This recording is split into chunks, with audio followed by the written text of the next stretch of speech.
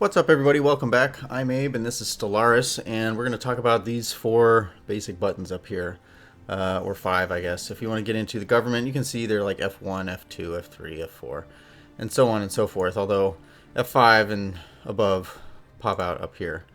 But yeah, so if you want to look at what your own government is doing and what bonuses you've got, the ruler, your prime, mine is a chancellor, so my chancellor gives us the ability to have reduced outpost costs, starbase influence reduction costs, and a bonus to monthly unity. Our civics, which we chose at the beginning of the game, are here, and the governing ethics are here. So it just gives you kind of, a look at your government. And if you want to reform it, you can do so and choose different.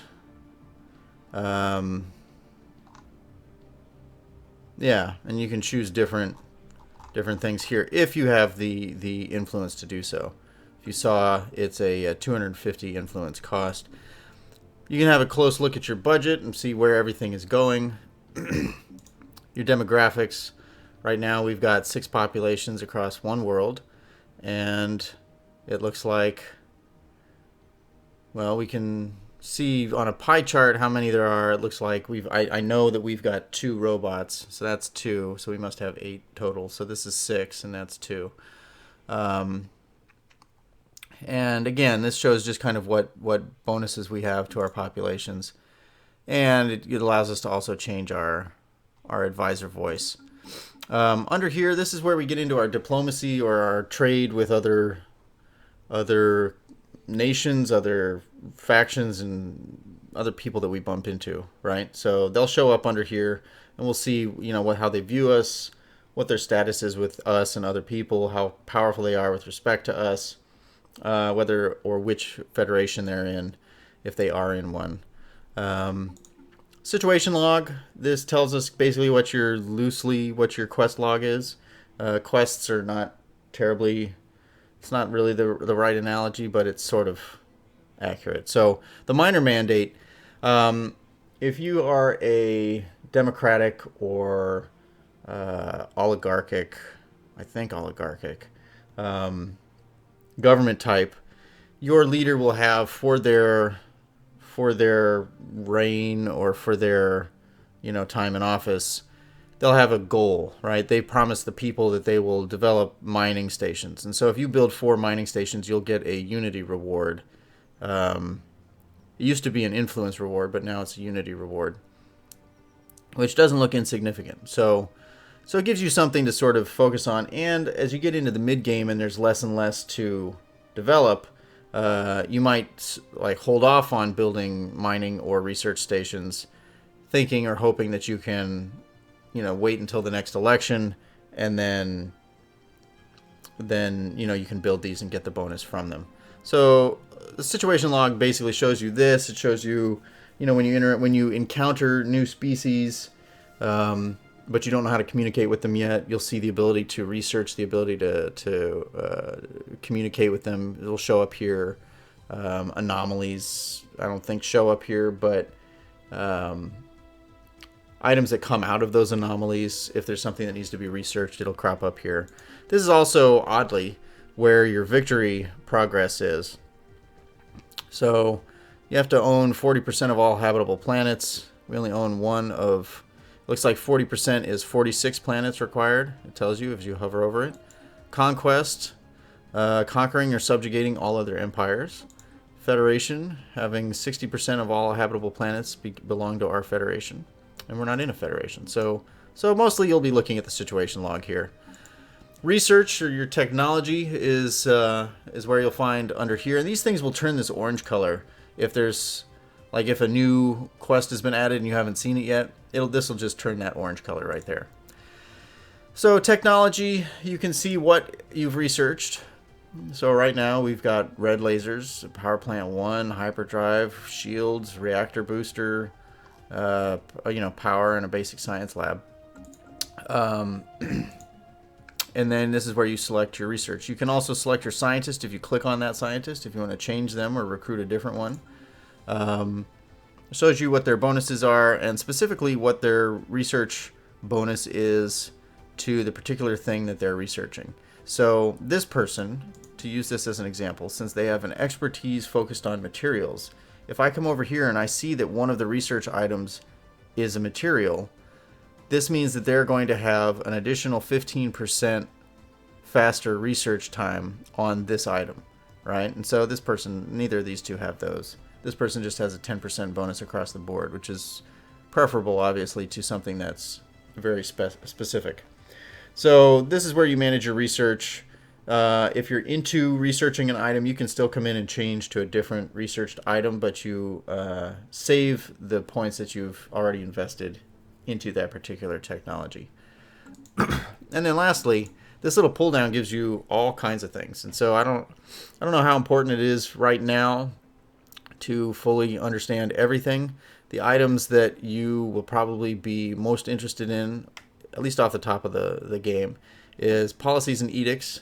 We already went into food stockpiling, but mostly edicts. You're not going to change your policies too often through the game. Maybe you will as your race and your culture matures, but other things will probably be more, the things that you're going to be interacting with mostly are going to be the edicts. If you want to just change how things are done, reduce or improve whether your ethics shift, among your populations and so on. So robotic workers are allowed in mine. If you want to look at species, so robots right now are in servitude, and it would be nice non-sapient servitude. So if I could set so you come in here, you can set their default rights, and you can see what their bonuses are. They're immortal. Obviously they're robots, and they look kind of funky. I didn't get to choose that. And robots, just because of the nature of how this game works, right off the bat, they're good at mining minerals, but they're not so good at other things. So you can alter that as you get, trait points that you can invest in them. But yeah, so when you're looking at your species, as you encounter other species and they start to populate your areas of space, you can come in here and dictate whether they're able to be purged, whether they're, slavery is allowed, or what they're allowed basically within your system, and there will be impacts and repercussions of all of those choices. So factions will also show up at the bottom of your outliner over here, so you probably won't need to click on that. Traditions, if you click on Unity, I've never actually come to find the traditions this way. I always just click on the Unity icon here, and I wonder what clicking on these other ones does. Nothing. Okay. All right. Well, that shows your income. But traditions are over here, and this is their own thing. I think I said previously I'll do a whole video on traditions. Expansion planner. This shows what habitable planets there are, and it allows you to, do some planning. I've also never really spent much time in there. Primarily, I've used Ship Designer and the Policies and Edicts one, and then the planets and sectors, only because this is the only place to create a new sector. And we can get into sectors later, but mostly a sector is necessary once you've maxed out the number of controlled colonized systems that you're capable of. To colonize any further systems without penalties, you have to create a sector and let somebody else manage them. So you'll let the AI basically take over managing that system, and that then all will roll under one governor, and it'll be its own sector, and you can add or remove systems from it with that. So that's the only real way to get to it, or if you remember the hotkeys. The Ship Designer, now, you can create a new, so right now they sort of automatically upgrade, although it's interesting they don't have an auto upgrade box checked, even though it says auto best. But all right, so right now you can pick what, if you wanted to, want your ship to be a missile boat or an interceptor. Right now they've got interceptor, and then you can pick what weapons you put in here. you know, whatever it is. You right click to remove, left click to place. I don't think I need a boost to my reactor, which is the power here. But as you select items, right, like if I just had, let's see, shields are 100, armor is 50. You know what I mean? Like if I wanted 50 more power to do all shields, then I could do that by selecting this. Anyway, this allows you to customize what your ships have on them and allows you to respond directly to certain threats in the galaxy, right? So if you're up against people who use predominantly missiles, then you can focus and emphasize your fleet on point defense so that you can pretty much nullify their ability to do whatever. So if I go to F10, yeah, we'll just select that.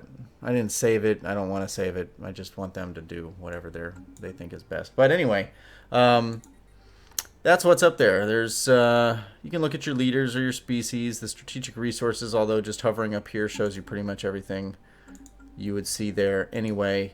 And then the fleet manager,